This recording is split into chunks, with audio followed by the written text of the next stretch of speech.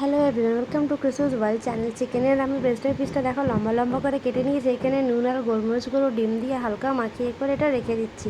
তো তোমরা তো ভাববে এটা আমি কী বানাচ্ছি, তো আমি আজকে বানাচ্ছি ক্যান্টন চিকেন। এটা বেসিক্যালি একটা চাইনিজ রেসিপি। এটা দেখো অনেকক্ষণ মাখানোর পর আমি এখানে কর্নফ্লাওয়ার দিয়ে করে আমার ওদিকে তেলটা গরম হয়ে গেছে, আমি ছেড়ে দিচ্ছি। এইটা আমার মামাম দারুণ খেয়েছে, কিন্তু চিকেন উইংস বলে ওকে খাইয়েছে। দেখো এগুলো হালকা হালকা ফ্রাই করে নিলাম আমি।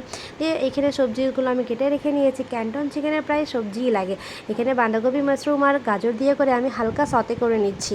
দিয়ে তারপরে এইখানে আমরা ক্যাপসিকাম নিয়ে নিলাম আর বাঁধাকপি দিয়ে নুন আর গোলমরিচ গুঁড়ো দিয়ে হালকা হালকা সতে করে নেব। দিয়ে তারপরে এটা আমি একটা পাত্রে উঠিয়ে রাখছি।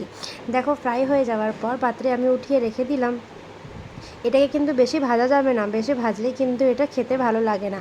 দিয়ে তারপরে আমি ওইখানে তেলেই আমি রসুন কুচো আর আদা কুচো লঙ্কা দিয়ে করে ফ্রাই করে নিলাম। দিয়ে টমেটো সস, সয়া সস, তারপরে চিলি সস দিয়ে হালকা নাড়াচাড়া করার পর আমি সসটাকে রেডি করে নিচ্ছি। এখানে ভিনেগার দিয়ে দিলাম। দিয়ে আমার এটা সসটা প্রায় রেডি হয়েই গেছে।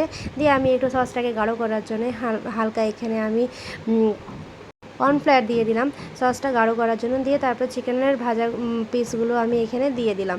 এই যে দেখো চিকেনগুলো কত ক্রাঞ্চি ক্রাঞ্চি আছে, আর চিকেনগুলো তারপরে আমি ওই ভেজিসের ওপরে দিয়ে দিলাম। আর এই যে দেখো চিকেনটা খুবই সুন্দর ইয়ামি লাগছে, কিন্তু কালারটাও খুব দারুণ এসেছে। এদিকে অমিত ওইদিকে খাওয়ার জন্য তাড়া দিচ্ছিল, আর ও খেয়ে কিন্তু খুব ওকে ভালো লেগেছে। তো আমাদের ক্যান্টন চিকেনটা কেমন লাগলো নিশ্চয়ই জানাও।